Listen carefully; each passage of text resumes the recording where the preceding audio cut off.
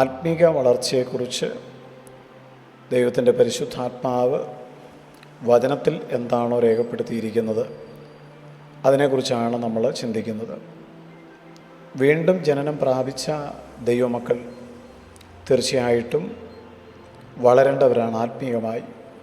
ഒരു നവജാത ശിശു, ആ ശിശുവിനെ നാം ശ്രദ്ധിച്ചു കഴിഞ്ഞാൽ ഈ ലോകത്തിൽ അത് പിറന്നു വീഴുന്നു. എങ്ങനെ ജീവിക്കണം എന്ന് അതിന് അറിഞ്ഞുകൂടാ. വിശക്കുമ്പോൾ അത് കരയും. പാല് കൊടുത്ത് വളർത്തുവാൻ അതിൻ്റെ അമ്മയുടെ പരിചരണം അതിന് വളരെ അത്യാവശ്യമാണെന്ന് അമ്മയ്ക്കറിയാം. ഈ ലോകത്തിൽ എങ്ങനെ ജീവിക്കണം എന്ന് അതിനെ പഠിപ്പിച്ചു കൊടുക്കേണ്ടത് വളരെ അത്യാവശ്യമാണ്. അങ്ങനെ ആ നവജാത ശിശു മറ്റുള്ളവരിൽ നിന്ന് പലതും പഠിച്ച് വളർച്ച പ്രാപിക്കുന്നത് നമുക്കെല്ലാവർക്കും പരിചയമുള്ള കാര്യമാണ്. ഒരു നവജാത ശിശുവിനെ വളർത്തുവാൻ ഉത്തരവാദിത്തപ്പെട്ടവർ ബദ്ധശ്രദ്ധാലുക്കളാണ്.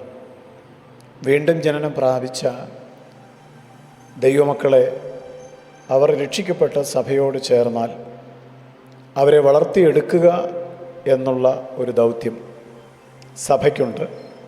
ദൈവത്തിൻ്റെ വചനം ശുശ്രൂഷിക്കുന്ന ദൈവഭൃത്യന്മാർക്കുണ്ട്. ഇപ്പോൾ ജനിച്ച ശിശുക്കളെപ്പോലെ രക്ഷയ്ക്കായി വളരുവാൻ വചനം എന്ന മായമില്ലാത്ത പാൽ കുടിപ്പാൻ വാഞ്ചിപ്പിൻ എന്ന പത്രോസിൻ്റെ പ്രബോധനം ഇത്തരുണത്തിൽ നാം ഓർത്തിരിക്കേണ്ടതാണ്. യേശു കൽപ്പിച്ചത് സുവിശേഷം പ്രസംഗിക്കണം, വിശ്വസിക്കുന്നവരെ പിതാവിൻ്റെയും പുത്രൻ്റെയും പരിശുദ്ധാത്മാവിൻ്റെ നാമത്തിൽ സ്നാനം കഴിപ്പിക്കണം, ഞാൻ നിങ്ങളോട് കൽപ്പിച്ചതൊക്കെയും പ്രമാണിപ്പാൻ തക്കവണ്ണം ഉപദേശിച്ചും കൊണ്ട് അവരെ എൻ്റെ ശിഷ്യരാക്കണം. മഹാനിയോഗം എന്ന പേരിലാണ് യേശുവിൻ്റെ ഈ കൽപ്പന അറിയപ്പെടുന്നത്. സ്നാനം കഴിപ്പിക്കുവാൻ, സുവിശേഷം പ്രസംഗിക്കുവാൻ ഒക്കെ പലരും വളരെ ഉത്സാഹം കാണിക്കാറുണ്ട്.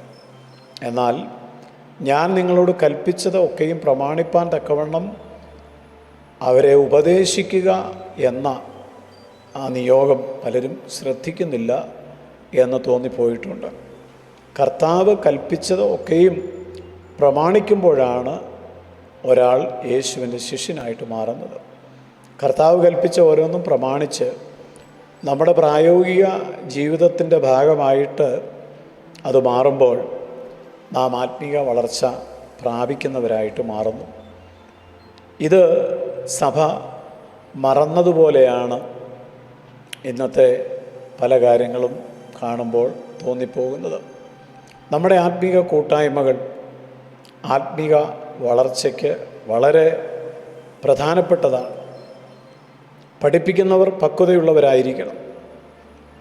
അവർക്ക് വാശിയോ വൈരാഗ്യമോ നുണയോ പ്രതികാരമോ അധികാരസ്ഥാനമോ സ്ഥാനമോഹങ്ങളോ ഒന്നും ഉണ്ടാകുവാൻ പാടില്ല. ഇതൊന്നും വെച്ച് പുലർത്തിക്കൊണ്ട് മറ്റുള്ളവരെ പഠിപ്പിക്കാം എന്ന് ശ്രമിക്കുന്നത് വെറും വ്യാമോഹമാണ്. അതുകൊണ്ട് നമ്മുടെ സഭായോഗങ്ങളുടെ ഉദ്ദേശം ഓരോരുത്തരും മനസ്സിലാക്കേണ്ടത് വളരെ അത്യാവശ്യമാണ്. അത് ദൈവത്തിൽ നിന്ന് വെളിപ്പാടായിട്ട് പ്രാപിച്ച അപ്പോസ്തലനായ പൗലോസ് പറയുന്നത് എബ്രായ ലേഖനം 10-ാം അധ്യായം 24-ഉം 25-ഉം വചനങ്ങളിൽ രേഖപ്പെടുത്തിയിട്ടുണ്ട്. ചിലർ ചെയ്യുന്നത് പോലെ നമ്മുടെ സഭായോഗങ്ങളെ ഉപേക്ഷയായി വിചാരിക്കാതെ തമ്മിൽ പ്രബോധിപ്പിച്ചുകൊണ്ട് സ്നേഹത്തിനും സൽപ്രവർത്തികൾക്കും ഉത്സാഹം വർദ്ധിപ്പിക്കുവാൻ അന്യോന്യം ശ്രദ്ധിച്ചുകൊള്ളുവിൻ. സഭായോഗങ്ങൾ എന്തിനാണെന്ന് വളരെ വ്യക്തമായിട്ട് അവിടെ പറയുന്നു. തമ്മിൽ പ്രബോധിപ്പിക്കണം, ഉത്സാഹിപ്പിക്കണം.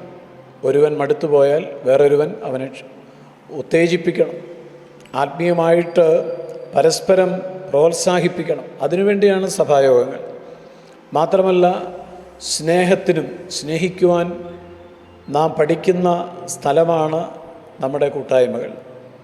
സ്നേഹത്തിനും സൽപ്രവൃത്തികൾക്കും ഉത്സാഹമുള്ളവരാകണം. മറ്റുള്ളവരെ സ്നേഹിപ്പാനുള്ള ഉത്സാഹമുണ്ടാകണം. മറ്റുള്ളവരോട് ഹൃദയപൂർവ്വം ക്ഷമിച്ച് അവരെ യേശു പറഞ്ഞതുപോലെ ഞാൻ നിങ്ങളെ സ്നേഹിച്ചതുപോലെ നിങ്ങളും തമ്മിൽ സ്നേഹിപ്പീൻ എന്നുള്ള ആ പ്രബോധനം പോലെ സ്നേഹിപ്പാനുള്ള ഉത്സാഹമുണ്ടാകണം. സൽപ്രവൃത്തികൾക്കുള്ള ഉത്സാഹം വർദ്ധിക്കണം. അതുകൊണ്ടാണ് സഭായോഗം ഉപേക്ഷയായിട്ട് വിചാരിക്കരുത് എന്ന് പറഞ്ഞിരിക്കുന്നത്.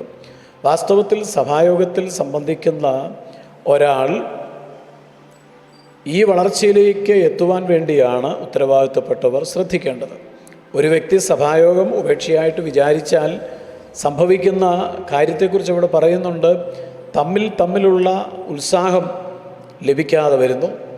സ്നേഹവും സൽപ്രവൃത്തികളും ചെയ്യണം എന്നുള്ള ഉത്സാഹം നഷ്ടപ്പെട്ട് മടുപ്പിൻ്റെ അവസ്ഥയിലേക്ക് പോകും. അതുകൊണ്ട് നാം ആത്മീയമായിട്ട് വളരുകയും മറ്റുള്ളവർക്ക് നാം മുഖാന്തരം ആത്മീയ വളർച്ച ഉണ്ടാവുകയും മറ്റുള്ളവരെ ആത്മീയമായിട്ട് വളർത്തുവാനുള്ള പ്രോത്സാഹനം നൽകുകയും ചെയ്യുമ്പോഴാണ് ദൈവം നമ്മെ വിളിച്ച വിളിയിൽ സംപ്രീതനാകുന്നത്. അതുകൊണ്ട് ഈ കാര്യത്തിൽ ദൈവമക്കൾ വളരെ സൂക്ഷ്മത ഉള്ളവരായിരിക്കണം എന്ന് ദൈവത്തിൻ്റെ വചനം നമ്മെ പ്രബോധിപ്പിക്കുന്നു. ദൈവവചനമാകുന്ന മായമില്ലാത്ത പാല് കുടിച്ച് ആത്മീയമായിട്ട് നാം വളരുമ്പോൾ അത് എല്ലാ നിലയിലും അനുഗ്രഹത്തിന് കാരണമാകും. നമ്മെ വിളിച്ച ദൈവം തീർച്ചയായും തനിക്ക് പ്രസാദമുള്ളവരായി ജീവിക്കുവാൻ നാം ശ്രമിക്കുന്നത് കൊണ്ട് നമ്മിൽ തീർച്ചയായും സന്തോഷിക്കും. അതിന് ദൈവവരങ്ങൾ നമ്മളെ സമർപ്പിക്കാം. കർത്താവെ, ആത്മീയമായിട്ട് വളരുവാനുള്ള ആഗ്രഹവും ഉത്സാഹവും വചനം കേൾക്കുന്ന എല്ലാവർക്കും നൽകണം. ക്രിസ്തു എന്ന തലയോളം വളരുവാൻ എല്ലാവരും ഒരുക്കപ്പെടണം. യേശു ക്രിസ്തുവിൻ നാമത്തിൽ തന്നെ ആമേൻ.